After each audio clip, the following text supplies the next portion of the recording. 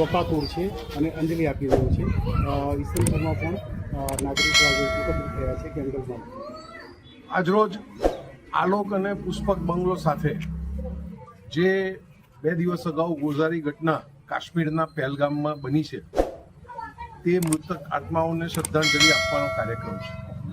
આપણે સૌ જાણીએ છીએ કે હિન્દુ સમાજ સહિષ્ણુ સમાજ રહ્યો છે, પરંતુ જે રીતે આ નિર્દોષ લોકોને મારવામાં આવ્યા છે તેનો આક્રોશ, તેની લાગણી એ સ્વાભાવિક રીતે સમગ્ર દેશમાં છે.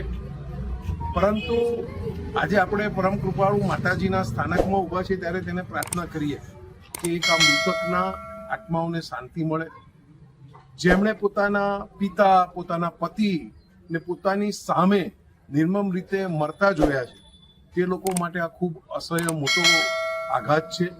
પ્રભુ તેમને પણ આ સહન કરવાની શક્તિ આપે અને પરમ કૃપાળુ માતાજીના પ્રશ્નોમાં આપણે એટલી જ પ્રાર્થના કરીએ કે આ સમગ્ર દેશમાં આજે હિન્દુ સમાજના મનમાં જે વ્યથા છે, જે ચિંતા છે, જે લાગણી છે તે સહનશીલતાપૂર્વક સહન કરી અને આ સમય પસાર કરી લે અને નિશ્ચિતપણે જે લોકોએ આ ગુજારું કૃત્ય કર્યું છે તેમને તેની સજા કોઈ દિવસ ના મળે એવું થવાનું જ નથી.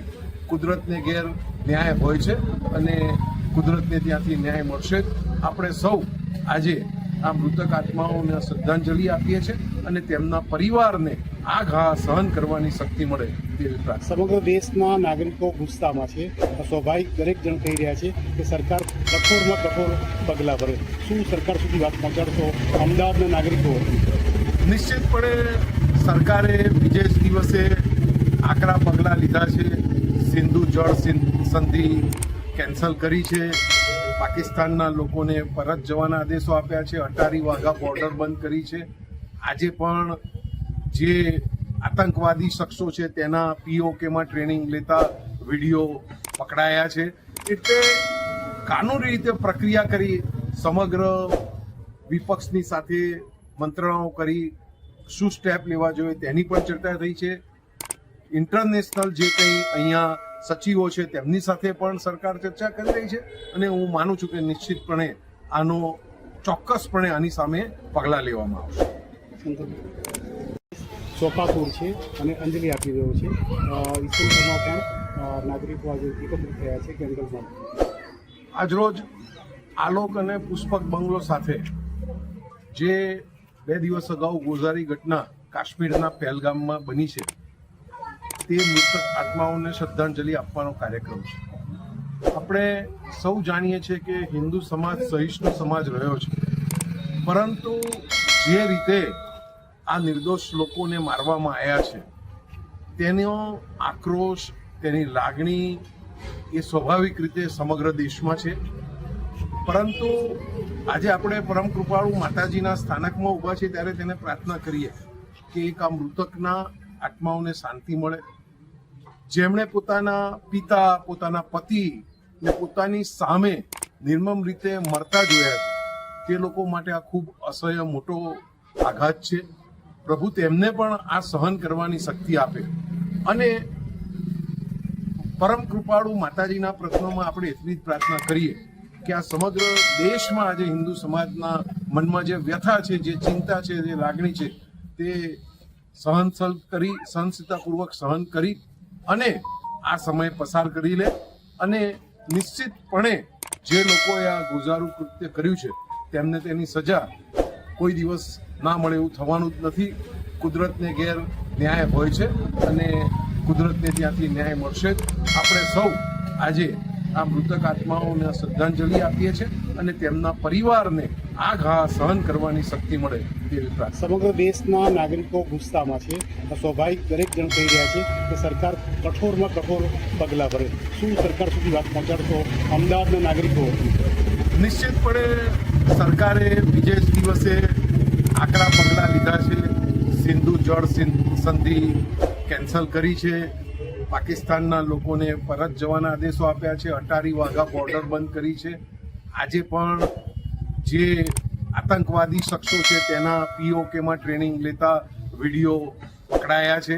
એટલે કાનૂની રીતે પ્રક્રિયા કરી સમગ્ર વિપક્ષની સાથે મંત્રણાઓ કરી શું સ્ટેપ લેવા જોઈએ તેની પણ ચર્ચા થઈ છે.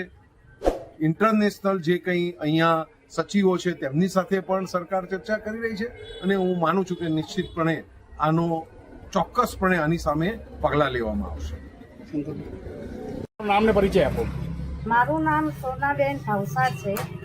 હું આલોક બંગલોના રહેવાસી છું અને અમે અત્યારે સનાતન ધામ આગળ માતાજીને પ્રાર્થના કરીએ છીએ સર્વે બહેનો ભાઈઓ બાળકો કે આ જે કાશ્મીરની અંદર પહેલગામમાં જે કિસ્સો બની ગયો, અમને આશા છે કે મોદી સાહેબ આ જે બદલો લઈને જ રહેશે અને અમને આશા છે કે જે શિક્ષા એ લોકોને થવી જોઈએ અને થશે એવી અમે આશા રાખીએ છીએ.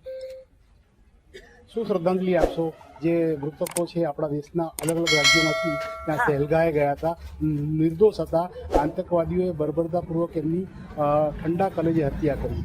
હા, અમે એમની પાછળ સતત જે દિવસથી આ પ્રસંગ બની ગયો છે, જે આ કિસ્સો બની ગયો છે એની પાછળ અમે સતત આ સનાતન ધામની અંદર અમે એમની પાછળ બીજું તો શું કરીએ પણ એ લોકોને સહન શક્તિ મળે એના માટે અમે બધા બહેનો ભાઈઓ ધૂન ભજન કરીએ છીએ અને એમને બહુ ભગવાન એ લોકોને બળ આપે. થોડું અધર કરો ભાઈ, માઇક રોલિંગ સર.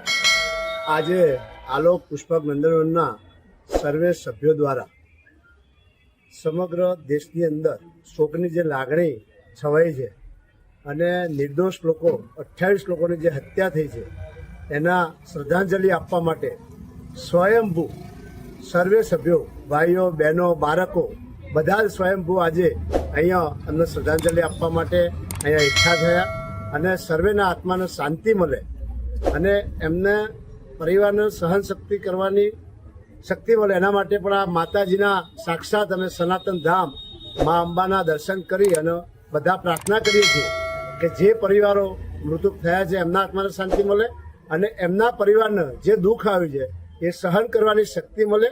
અને જ્યારે દેશના 140 કરોડ આજે એક થઈ આતંકવાદ માટે જે લડવાની તૈયારી કરી છે, સરકાર પણ ખૂબ સારા પગલાં લઈ રહી છે અને ટૂંક સમયમાં આતંકવાદીઓને પણ કડકમાં કડક એનો જવાબ મળશે એવી 140 કરોડની શ્રદ્ધા છે. કેટલી સોસાયટી